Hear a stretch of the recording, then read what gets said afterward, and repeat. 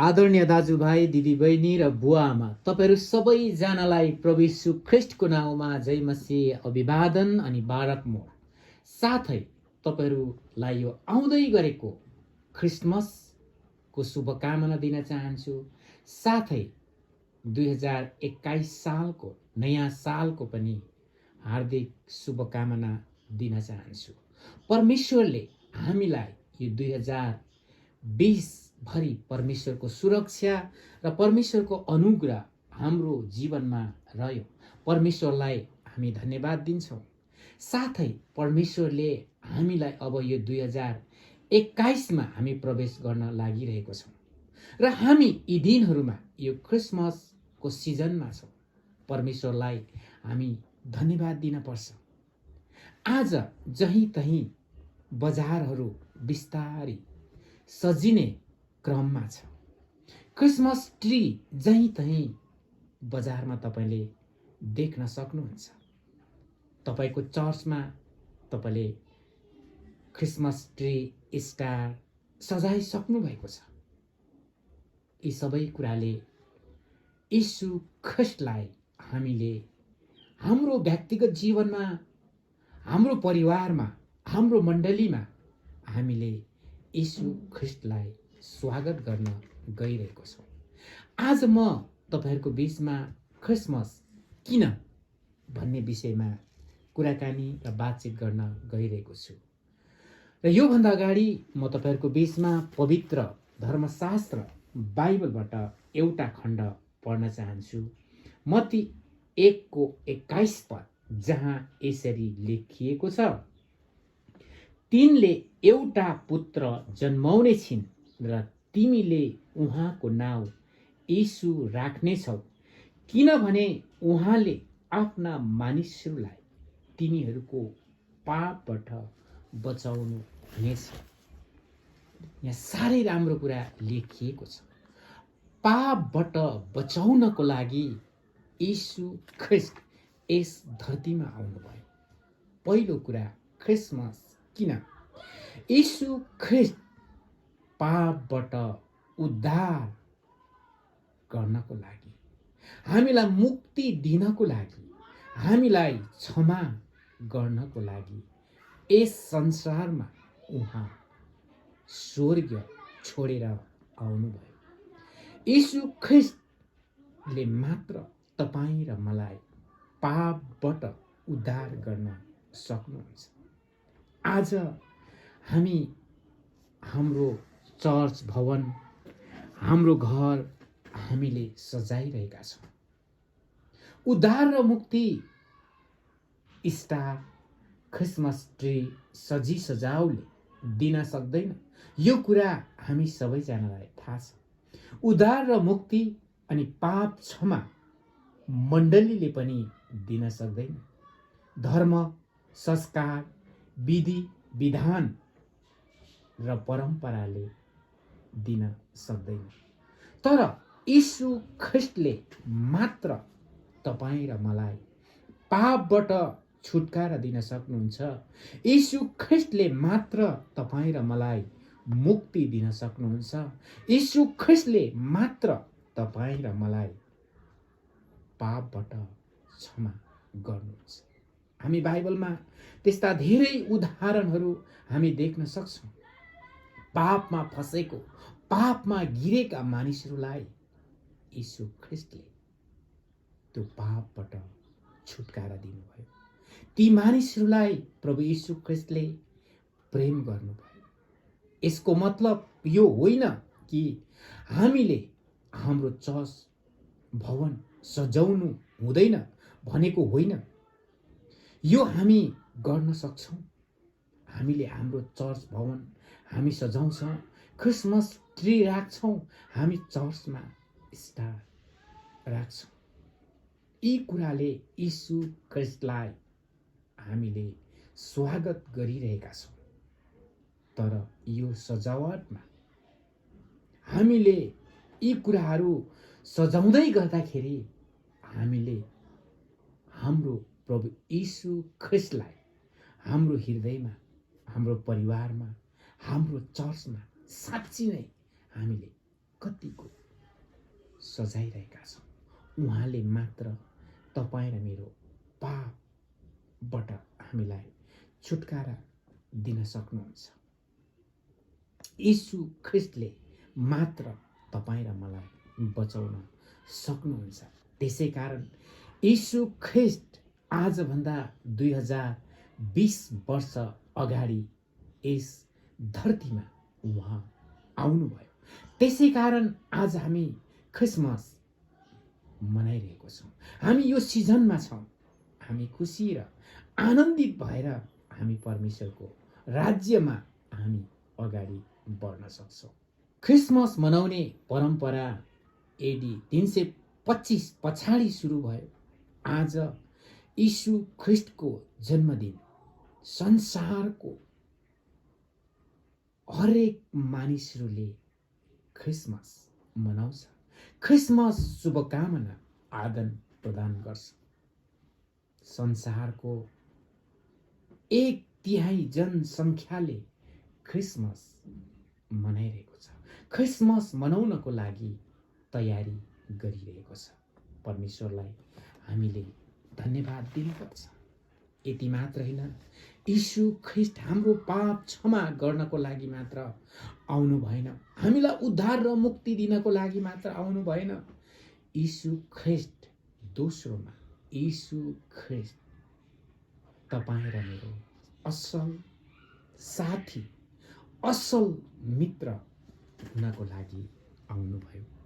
मित्र तपाईको जीवनमा तपाईको साथी, संगत र सम्बन्धले ठुलो प्रभाव पारेको हुन्छ।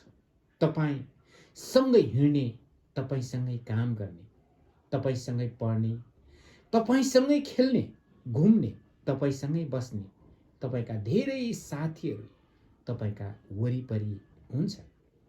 जुनसुकै समयमा पनि, तर तीमध्ये कमै मात्र असल साथी, साँचो साथी वा मित्र बन्छन्, जसले तपाईलाई जस्तो सुकै अवस्थामा साथ दिन्छन्। एउटा असल साथी कम मात्र भेटिन्छ। धेरै प्रकारका साथीहरू हुन्छन्।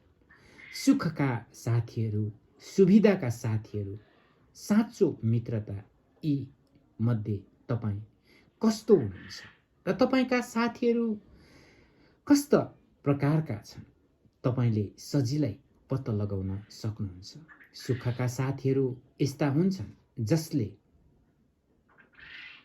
आकाश सफा भएको समयमा छाता उघारिदिन्छन्, तर जब पानी पर्न सुरु हुन्छ छाता बन्द गरिदिन्छ।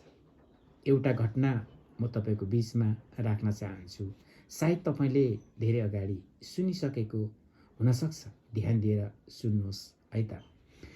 एक दिनको कुरा हो, दुईजना साथीहरू डरलाग्दो जंगलको बाटो हुँदै यात्रा गरिरहेको थियो, जब उनीहरूले अचानक एउटा डरलाग्दो भालुलाई देखे। उनीहरूमध्ये एकजना हतार हतार गरेर आफ्नो साथीलाई छोडेर रुखमा चढ्दछ, तर दुःखको कुरा अर्को भने रुखमा चढ्न सक्दैन। अब के गर्ने? भालु आफूतिर आइरहेको छ।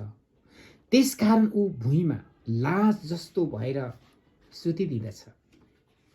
त्यो सुत्ने मानिसको कान नजिकै भालुले गएर सोधेछ, त्यहाँबाट र हिँडेछ। रुखको साथी छक्क परेछ।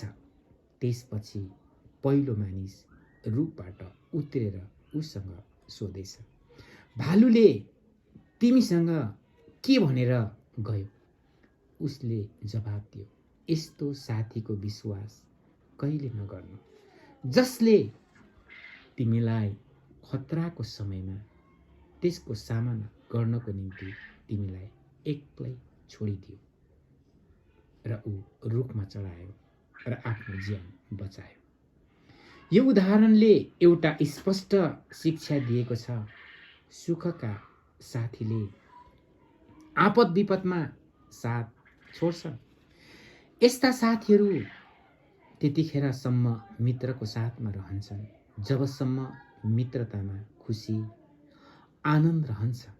जतिखेर खुसी जान्छ तब मित्रता पनि जान्छ। मित्र, तपाईँ कस्तो मित्र बन्नु भएको छ? अरू साथीहरूको लागि र तपाईँको साथीहरू कस्ता छन्? पवित्र धर्मशास्त्र बाइबलको हितोपदेशको किताबले भन्दछ 18:24 पदमा यसरी पाउँछौँ, कुनै साथीहरू बेफाइदाको कुराको लागि मात्र असल साथी हुन्छन्, तर कुनै मित्र चाहिँ दाजुभाइ भन्दा पनि नजिक हुन्छ। मित्र सुविधाको मित्रहरू पनि हुन्छन्। यस्ता साथीहरू केही कुरा हात पार्न मात्र मित्र बनेका हुन्छन्। त्यसैले यस्तो मित्रहरूको टिकाउ हुँदैन। यस्ता साथीहरू स्वार्थी हुन्छन्। मित्रताको परिभाषा जस्तो सुकै भए पनि, साथीहरू जतिसुकै भए पनि तपाईँ अरूको लागि असल मित्र बन्न सक्नुपर्छ र अरू पनि तपाईँको लागि साँचो मित्र बन्न सक्नुपर्छ। साँचो मित्रता यस्तो खालको मित्रता हो जो सच्चाइमा आधारित, इज्जतमा आधारित र त्यागमा आधारित हुन्छ। अझ भन्ने हो भने चरित्र र वचनमा आधारित हुन्छ। पवित्र धर्मशास्त्र बाइबलमा एउटा साँचो मित्रको बारेमा हितोपदेश 17 पदमा बताउँदछ, मित्र सब समय एक प्रेमी साथी हुन्छ औ दाजुभाइ चाहिँ दुःखमा सहभागी हुनलाई जन्मेको हुन्छ। पवित्र धर्मशास्त्र बाइबलमा दाउद र जोनाथान बीचको प्रेम साँच्चै नै मित्रताको सबैभन्दा सुन्दर उदाहरण हो। जोनाथानको बुवा राजा साउलले दाउदलाई डरलाग्दो शत्रु घोषणा गरेको र धेरै पटक मार्नको लागि कोसिस गरेको हामी देख्दछौँ। उनको छोरा जोनाथानले दाउदलाई सबैभन्दा घनिष्ठ मित्र बनाए। जोनाथानको मृत्यु नभएसम्म दाउदले आफ्नो मित्रताप्रति विश्वास र भरोसा राखिरहे। मित्र मानिसको लागि मानिस मात्र होइन, तर परमेश्वर पनि असल मित्रको रूपमा हामीसँग हातेमालो गर्न चाहनुहुन्छ। एउटा असल मित्र यो संसारमा प्रभु यीशु ख्रीष्ट हुनुहुन्छ। उहाँसँग तपाईले आजैबाट मित्रताको हात अघि बढाउन सक्नुहुन्छ, किनभने यीशु ख्रीष्टले भन्नुभएको छ, पवित्र धर्मशास्त्र बाइबल सुसमाचार यूहन्ना 15 पदमा, म तिमीहरूलाई आजदेखि उसो एक असल मित्र बनाउन चाहन्छु। हामी सबैलाई मित्रताको रूपमा यीशु ख्रीष्टले अँगाल्नु भएको छ। तपाईँ जस्तो सुकै अवस्थामा भए पनि तपाईँ र मलाई मित्रताको रूपमा स्वीकार गर्नु भएको छ, ग्रहण गर्नु भएको छ।